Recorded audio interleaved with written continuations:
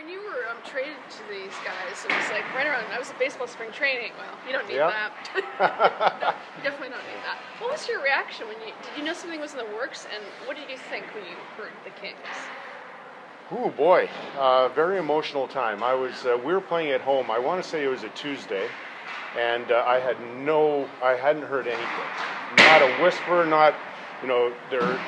nobody ever came to me and said, hey, listen, because our team wasn't playing very well at that time, and I wasn't having a great season myself with the Islanders. Very inconsistent, but again, I hadn't heard anything. We were playing at home against Detroit, and I'm playing that night, and I'm having my afternoon nap, and Donna came in and woke me up, and that's pretty much, I was like, wow, that's something, because normally, she just lets me sleep, and she woke me up and she said, hey, listen, I got a call from Lloyd Friedland, our lawyer, and said that he heard that we're going to get traded. Like, not rumors, but we are going to get traded. And so I was like, okay, well, where to? And she said LA. And then nobody called me or anything. And so I went to the game. I carpooled with Greg Gilbert.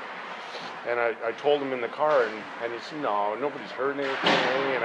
And nobody came up to me in the organization. I played that night, and I was out of sorts for sure. And I got smoked. I can't remember the score, but I was awful.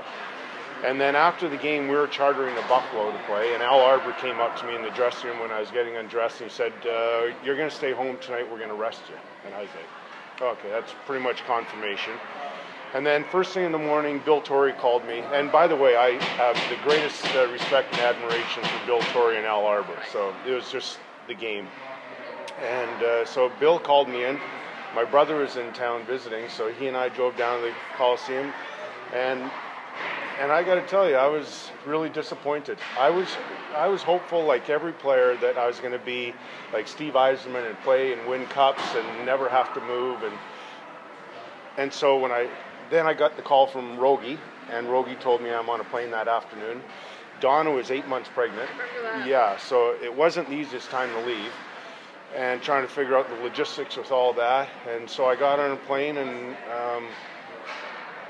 I didn't know what to expect when I came here. I really have to say that I was disappointed because I didn't think I was coming to a hockey market, and I didn't want to be lost in somewhere that really didn't care about hockey. And I must say, when I first came here, we went on a road trip, 3-game road trip. When I came back, and my first game at home was against Philadelphia, I fell in love with the place immediately. Like, I was, holy, this is a great place to play hockey, and the fans are energetic, and it was cool playing on Wayne's team, even though I had played on teams with really great players like Dennis Potvin and Brian Trottier and Mike Bossy and Billy Smith, and the list goes on and on and on. To play on a team with Wayne was something I'd never expected. I didn't know his popularity was at that level. And it put great pressure on us because everywhere we went, I think Marty said it best, that we never played in a building with an empty seat. It went everywhere, and that was great pressure on us because even if you had a cold or the flu or something, you didn't want to let Wayne down. But it was very emotional. And then Donna, we were on a road trip in Montreal in Quebec, and Bruce McNall was great. Robbie Fatorik was great. Robbie, I flew home. Donna's going to be induced, and strangely enough, or luckily enough, she gave birth naturally. I got there, and we were able to do all that. Robbie gave me 5 days off, and he said, you're not coming back, and everything. Remember back then, that was just unheard of. Yeah. And I felt really guilty. So I think it was after 2 or 3 days at home. My in-laws were in town, so I was, I don't know if I was moping around or what, but Donna said, you've got to go. You have to get back to LA, and you've got to play. That's what you like to do and stuff. And so I did, and it was changed my life. The trade really, the most positive way changed my life. It's amazing, isn't it? Yeah, it is. I never would have expected that, and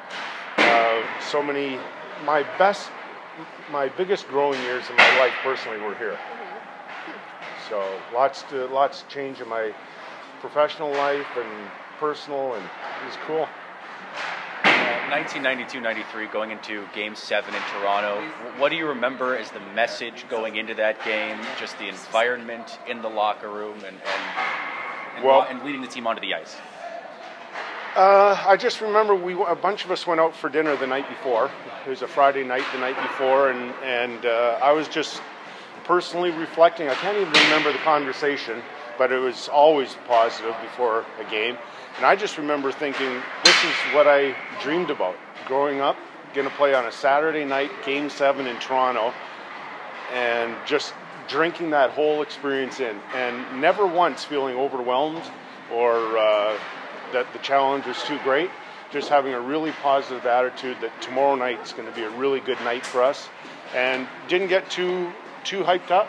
Just prepared naturally the next day, and just remember skating out on the ice, and that is a magical building to play in.